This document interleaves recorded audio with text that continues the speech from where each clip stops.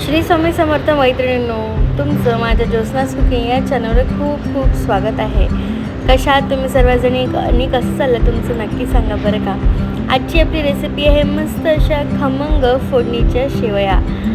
खूप छान झालेल्या होत्या. म्हटलं चला तुमच्यासोबत शेअर करूया. आणि मस्त चमचमीत आणि छान निंबू किंवा सॉससोबत आपण खाल्लेल्या होत्या. आणि आपण या ब्रेकफास्टमध्ये पण करू शकतो, टिफिनमध्ये पण देऊ शकतो जर तुमच्याकडे लहान मुलं असतील. आणि या शेवया खूप छान अशा मस्त हेल्दी आहेत बरं का आपल्याला. आणि उपम्यासारख्याच असतात, जसं आपला उपमा बनवला आहे तसंच बनवलेलं आहे, पण थोडा ट्विस्ट अँड टर्न आपण केलेला आहे. अशा पद्धतीने मस्त अशा शेवया झालेल्या होत्या. आणि लहान मुलांना आपण मॅगी समजून पण हे देऊ शकतो. आणि बघा मस्त अशी हेल्दी रेसिपी झालेली होती. चला आपण साहित्य आणि कृती बघूया काय काय केलेलं होतं. आपण याच्यासाठी घेतलं होतं 2 ते 3 मिरची. लहान मुलं असतील तर तुम्ही कमी घ्या. कांदा बारीक चिरून घेतला होता, टमाटा चिरून घेतलेल्या होत्या. आणि या ज्या शेवया आहे ना त्या विकत आणलेल्या, त्यांना रोस्टेड शेवयाच होत्या, पण तरीही थोडा रोस्ट आपण करून घेतलेला. ड्राय रोस्ट आपण छान एक कढईमध्ये करून घेतलेलं होतं. बघा अशा पद्धतीने कमी आचेवर आपण छान त्याला असं ना थोडंसं, जसं याचा रंग गोल्डन आहे, थोडंसं आणखी आपण त्याला भाजून घेतलेलं आहे. बघा अशा पद्धतीने छान मस्त कमी आचेवर लो ते मीडियम किंवा हाय ते मीडियम असा हे करून आपण भाजून घेऊया.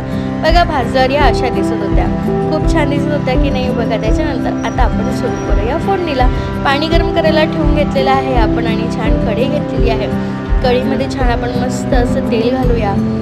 आणि त्याच्यानंतर त्याच्यामध्ये छान आपण जिरं घातलेलं आहे, थोडी मोहरी घातलेली आहे. आणि त्याच्यानंतर बघा असं मस्त आपण त्याच्यामध्ये मिरच्या घालून घेऊया. आणि मिरच्या झाल्या की बघा मिरच्या अशा छान पांढुरक्या झाल्या की मग आपण त्याच्यामध्ये कांदे घालून घेऊया. आणि मस्त आपण ही फोडणी तयार करून घेणार आहोत. बघा उपम्यासारखंच केलेलं आपण आणि मस्त झालेल्या होत्या बरं का. आणि खूप हेल्दी रेसिपी आहे ही. बघा अशा पद्धतीने आपण कांदे घातलेले आहे आणि कांद्यांना छान आपण शिजू देऊया सोनेरी होतपर्यंत. आणि बघा नाश्त्याचे पुष्कळ प्रकार आहेत बरं आपल्याकडे महाराष्ट्रीयन संस्कृतीमध्ये. उपमा म्हणा, उकडपेंडी म्हणा, पोहे, शेवया म्हणा, गोड शेवया, बघा किती प्रकार आहे नाही का. आपण रव्याचाच उपमा पण करतो, रव्याचाच आपण शिरा पण करतो.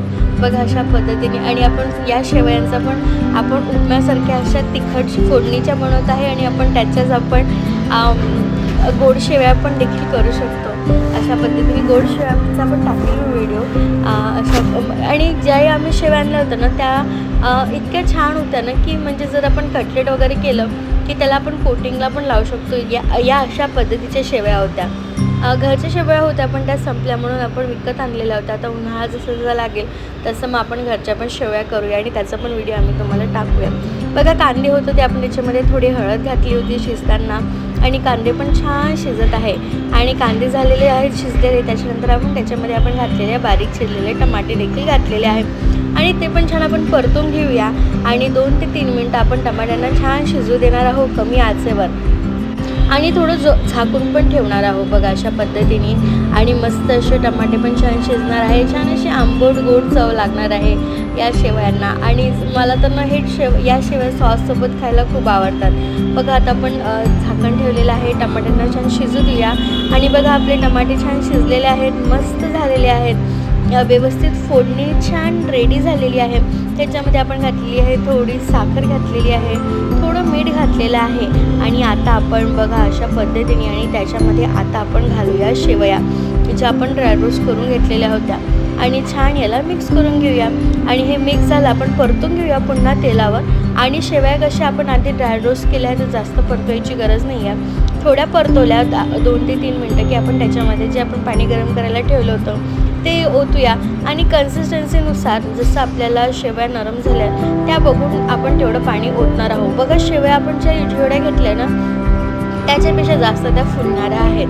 तर पाणी म्हणजे आपण अंदाज तेवढाच घ्यायचा आहे. बरोबर एकीने जसं आपण रवा पण उपमा म्हटलं की तो पण फुलतोच बघा अशा पद्धतीने. आणि मस्त आपण छान मोठ्या आचेवर याला उकळू देणार आहोत. आणि या शेवया उकळल्या की झालं आपल्या या शेवया मस्त रेडी आहे. मस्त रेडी आहेत खायला. आणि हल्ली तर म्हटलं तर साऊथ इंडियन नाश्त्याचे प्रकार पुष्कळ वाढलेले आहेत. पुण्या मुंबईला तर अक्षरशः ठेले लागतात. आणि मी एक ठेला बघितलेला होता ज्याच्यामध्ये मस्त असं मिसळ पाव पण ते सर्व करतात. आणि मिसळ पाव, वडापाव वडा उसळ अशा गोष्टी पण ते सर्व करतात. पण त्याच्यापेक्षा जे साऊथ इंडियन जे ठेले असतात ना ते जास्त आहे. पण ठीक आहे, साऊथ इंडियन खाणं पण हेल्दी आहे. अशा पद्धतीने बघा आपण आणखी पाणी घातलेलं आहे. वाटलं की कमी झालेलं आहे पाणी. थोडा अंदाज आपल्याला बघून असेल, जसं ते शिजत जाईल तसं आपल्याला अंदाज येत जाईल. आणि तशा पद्धतीने आपल्याला त्या शेवया करून घ्यायच्या आणि मस्त आपण त्या छान उकळून घेणार आहोत, मस्त शिजवून घेणार आहोत. त्याच्यानंतर आपण त्याच्यात थोडं 2 ते 3 मिनटं झाकण पण ठेवून घेणार आहोत आणि रेडी आहे आपला. तुम्हाला कोणकोणत्या प्रकारचा नाश्ता आवडतो नक्की सांगा बरं का.